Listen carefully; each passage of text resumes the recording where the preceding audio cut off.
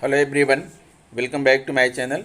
दोस्तों, आज मैं आपके लिए एक बहुत ही गुणकारी पौधा लेकर आया हूं, जिसका नाम है अपराजिता। आपने इसे देखा होगा, इसको फूलों को देखा होगा। बहुत ही कलरफुल ब्लू कलर का फूल आपको दिख रहा है। दोस्तों, सिर्फ ये फूल या सजावटी ही नहीं है, बल्कि इसके बहुत सारे औषधीय गुण हैं और यह विभिन्न प्रकार के रोगों में इसका उपयोग किया जाता है, इसके फूलों को। तथा साथ ही साथ अगर किसी को सांप ने काट लिया है तो उसमें भी इसका उपयोग किया जाता है। तो दोस्तों, मैं आपको इसके उपयोग के बारे में बताऊं, इसके पहले एक आग्रह है कि आप मेरे चैनल को सब्सक्राइब कर लीजिए, बेल आइकन को प्रेस कर दीजिए और इसे दूसरे मित्रों को शेयर भी कीजिएगा। दोस्तों, बताना चाहूँगा कि अपराजिता का एक नाम और भी है, इसे कोयल भी कहते हैं, कोयल के नाम से भी जानते हैं। अपराजिता का वृक्ष बेल की तरह झाड़ीदार होता है। अपराजिता यानी जो कभी पराजित नहीं होती, इसलिए इसे अपराजिता कहा गया है। कहा जाता है कि जब इस वनस्पति का रोगों पर प्रयोग किया जाता है तो यह हमेशा सफल होती है। इस पर फूल विशेषकर वर्षा ऋतु में आते हैं। इस आयुर्वेदिक जड़ी बूटी का वैज्ञानिक नाम क्लिटोरिया टर्नेटे है।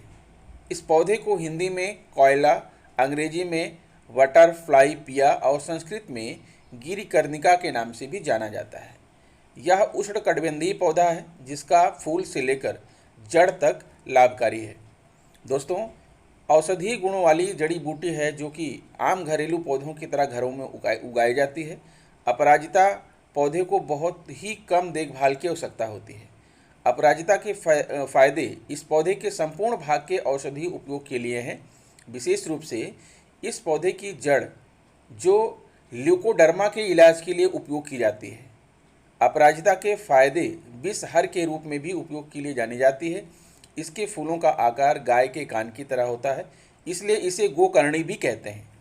दोस्तों, अपराजिता सफ़ेद और नीले रंग के फूलों के भेद से दो प्रकार की होती है। नीले फूल वाली अपराजिता भी दो प्रकार की होती है, इकहरे फूल वाली और दोहरे फूल वाली। दोस्तों, अपराजिता के बीज सिर दर्द को दूर करने वाले होते हैं। दोनों ही प्रकार की अपराजिता बुद्धि बढ़ाने वाली, वात पित्त कफ को दूर करने वाली, सिर दर्द, बुखार, मधुमेह, सफ़ेद दाग, पथरी, मासिक धर्म, गर्भस्थापन, सुख प्रसव, बच्चों का पेट दर्द, पीलिया, श्वास, तुंडिकेरी, शोथ, तिल्ली, जलोदर, पेशाब की जलन, अन्नकोश की सूजन, हाथी पाँव, डिब्बा रोग आदि बीमारियों के इलाज में अपराजिता औषधीय चिकित्सा प्रयोग किए जाते हैं।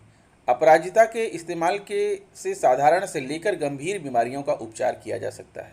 यह शरीर के विभिन्न अंगों में होने वाले सूजन के लिए भी बहुत ही लाभप्रद औषधि है। दोस्तों, इसमें क्या पोषक तत्व पाए जाते हैं वो मैं आपको बता रहा हूँ। अपराजिता स्वास्थ्य के लिए बहुत लाभदायक होता है। अपराजिता के फूलों में कैल्शियम, पोटेशियम, मैग्नीशियम, आयरन, जस्ता और मैग्नीज अधिक मात्रा में उपलब्ध होते हैं।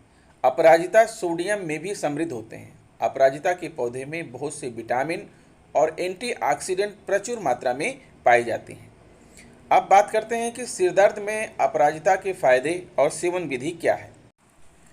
दोस्तों, सिरदर्द की शिकायत रहती है तो अपराजिता के सेवन के बारे में ज़रूर सोचें। सिरदर्द आम बीमारी बन गई है, ऐसे में आप हर बार सिरदर्द के लिए दर्दनाशक पेन किलर का उपयोग नहीं कर सकते। ज़रूरत से ज़्यादा दर्दनाशक दवाओं का उपयोग सेहत के लिए अच्छा नहीं है। ऐसे में आपको चिंता करने की आवश्यकता नहीं है, क्योंकि अपराजिता सिरदर्द का शर्ती या घरेलू उपचार हो सकता है। सिर दर्द में अपराजिता की फली के 8-10 बूंद रस का नस्य अथवा जड़ के रस का नस्य प्रातः खाली पेट सेवन करने से सिर दर्द में लाभ होता है। अपराजिता की जड़ को कान में बांधने से भी लाभ होता है। इसके बीजों के 4-4 बूंद स्वरस को नाक में टपकाने से अधिकपारी में गुणकारी होता है। दोस्तों, अपराजिता का जो है औषधीय गुण है वो आपको डिप्रेशन में भी बहुत मदद करता है। अवसाद यानी डिप्रेशन से निपटना जटिल होता है, लेकिन गौरतलब है कि अपराजिता का सेवन इस समस्या को और बढ़ने से रोकने या कम करने में मदद कर सकता है। अपराजिता में चिंता कम करने और अवसाद रोधी गुण होने की भी पुष्टि हुई है। अपराजिता करता है तंत्रिका तंत्र को दुरुस्त। अपराजिता में कुछ ऐसे तत्व होते हैं जो तंत्रिका तंत्र को दुरुस्त कर सकते हैं। दूसरे अर्थों में यह फूल मस्तिष्क के लिए बहुत ही फायदेमंद है। बुखार में अपराजिता के फायदे। बुखार में लाल सूत्र के 6 धागों में अपराजिता की जड़ को कमर में धारण करने से तीसरे दिन आने वाला बुखार नष्ट हो जाता है। दोस्तों, मधुमेह, डायबिटीज, शुगर की बीमारी अगर है तो मधुमेह रोग में अपराजिता के फायदे आश्चर्यजनक हैं, क्योंकि यह रक्त शर्करा के स्तर को कम करने में मदद करते हैं तथा मधुमेह में अमरबेल के फायदे, भोजनोपरांत अपराजिता के फूलों की चाय बनाकर सेवन करने से रक्त शर्करा के स्तर को नियंत्रित करने में मदद करती है। साथ ही यह आपके शरीर में शुगर लेवल को नियंत्रित रखने में सहायक होती है। सफ़ेद दाग से अगर कोई पीड़ित है, यानी सफ़ेद दाग तथा मुंह की झाई पर अपराजिता की जड़ को 2 भाग तथा चक्रमर्द की जड़ 1 ग्राम शुद्ध जल के साथ पीसकर लेप करने से लाभ होता है। दोस्तों, चक्रमर्द जो है, जिसे चकौड़ भी कहते हैं, इस समय बरसात के मौसम में खूब पाई जाती है हर जगह पर। इसके साथ ही इसके बीजों को देसी घी में भूनकर सुबह साफ जल के साथ सेवन करने से 1.5-2 महीने में सफ़ेद दाग में लाभदायक होता है। अपराजिता की जड़ की राख या भस्म को मक्खन में घिसकर लेप करने से मुंह की झाई नष्ट हो जाती है। पथरी में अपराजिता के फायदे। पथरी में अपराजिता की 5 ग्राम जड़ को चावलों के धोवन के साथ पीस छानकर 1 सप्ताह सुबह शाम पिलाने से मूत्राशय की पथरी कट कर बाहर निकल जाती है। मासिक धर्म में अपराजिता के फायदे। मासिक धर्म में अपराजिता का स्वरस 10 ग्राम निकालकर 10 ग्राम मिश्री में मिलाकर देने से मासिक धर्म में लाभदायक होता है। गर्भ स्थापना में अपराजिता के फायदे। गर्भ स्थापन में सफ़ेद अपराजिता के लगभग 5 ग्राम छाल को अथवा पत्रों को बकरी के दूध में मिलाकर छानकर तथा शहद के साथ पिलाने से गिरता हुआ गर्भ ठहर जाता है तथा किसी प्रकार की पीड़ा नहीं होती है। और प्रसव में अपराजिता के फायदे, यानी सुख प्रसव में अपराजिता यानी कोयल की बेल को स्त्री की कमर में धारण करा देने से शीघ्र ही प्रसव होकर पीड़ा शांत हो जाती है। अपराजिता की 5 ग्राम जड़ को चावलों के धोवन के साथ पीस छानकर 1 सप्ताह सुबह शाम पिलाने से मूत्राशय की पथरी भी कट करके निकल जाती है। दोस्तों, अगर पीलिया रोग है तो पीलिया में अपराजिता के भुने हुए बीजों के 1/2 ग्राम की मात्रा में महीन चूर्ण को उष्णोदक के साथ दिन में 2 बार सेवन कराने से लाभ होता है। अपराजिता की जड़ का 3 से 6 ग्राम चूर्ण छाछ यानी मट्ठा के साथ सेवन करने से लाभ होता है। इसी के साथ साथ दोस्तों, अगर जो है किसी को तिल्ली की समस्या है तो तिल्ली में अपराजिता की जड़ को दूसरी रेचक और मूत्र जनन कर औषधियों के साथ देने से बढ़ी हुई तिल्ली और जलंधर आदि रोग मिटते हैं। मूत्राशय की दाह में लाभ होता है। दोस्तों, अगर अंडकोश में सूजन है तो अंडकोश की सूजन में भी अपराजिता के फायदे होते हैं। अंडकोश वृद्धि की सूजन में अपराजिता के बीजों को पीसकर हल्का गर्म लेप करने से अंडकोश की सूजन बिखर जाती है।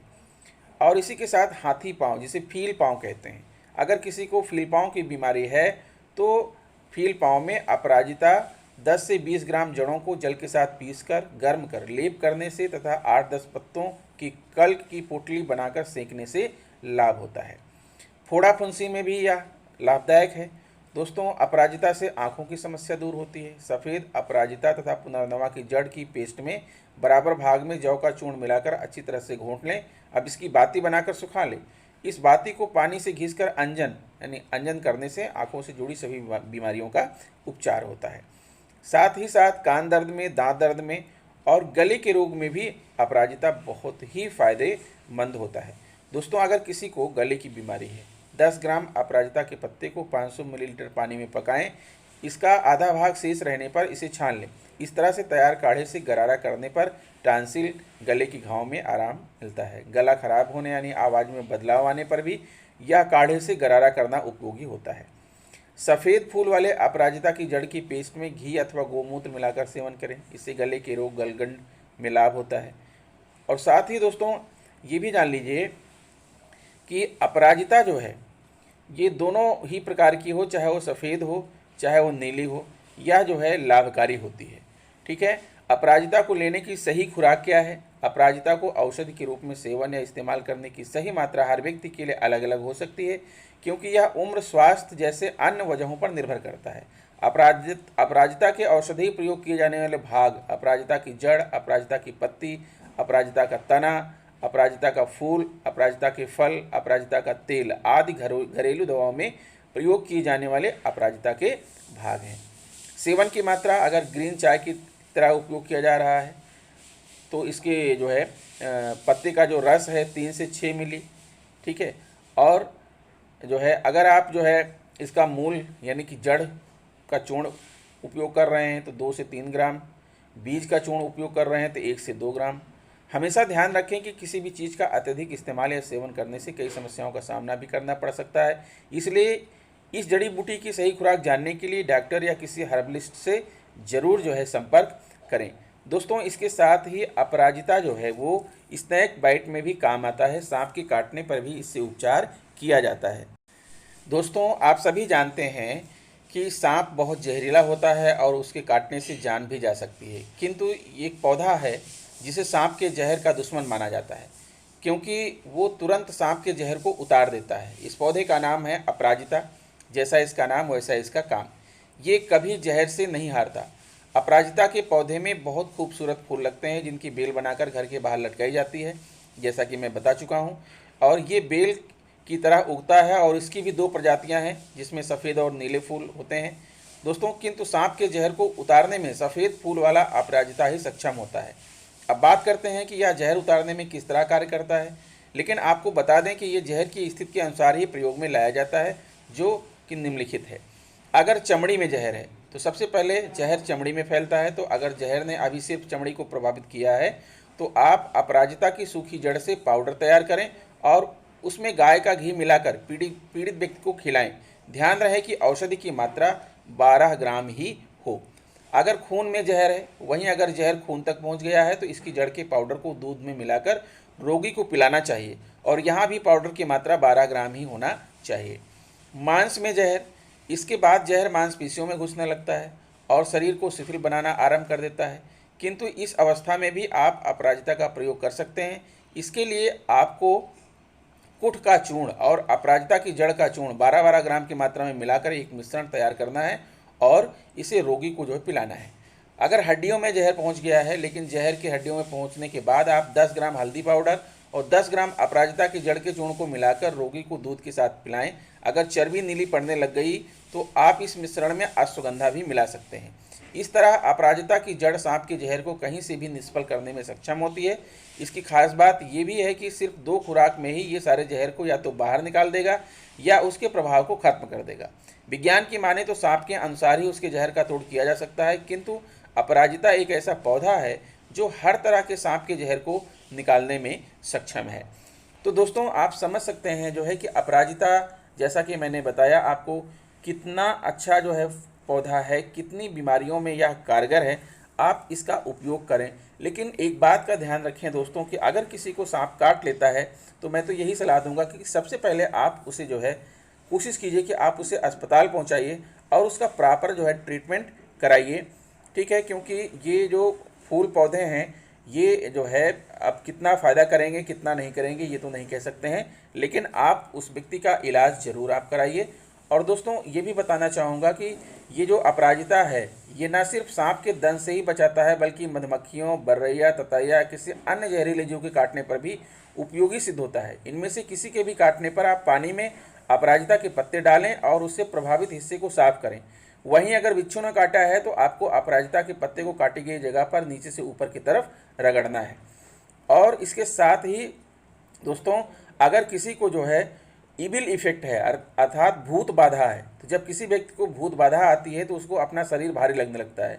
इसके उपाय के लिए नीले फूल वाली अपराजिता का इस्तेमाल किया जा सकता है, जिसके लिए उसके फूलों को नीले कपड़े में बांधकर उसे गले में पहन लें। अगर आप शीघ्र ही लाभ पाना चाहते हैं तो आप इसकी पत्तियों का रस निकालें और उसे अपने कानों में डालें।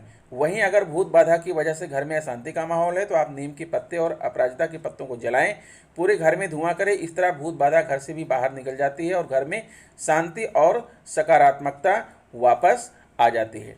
तो देखा दोस्तों कितना फ़ायदेमंद है ये अपराजिता, तो आप ज़रूर इसे अपने घर में लगाएं और आप इसके औषधीय गुणों का लाभ लें। तो दोस्तों, इस वीडियो में इतना ही। मिलता हूँ आपसे नेक्स्ट वीडियो में कुछ नई जानकारी लेकर। तब तक के लिए नमस्कार।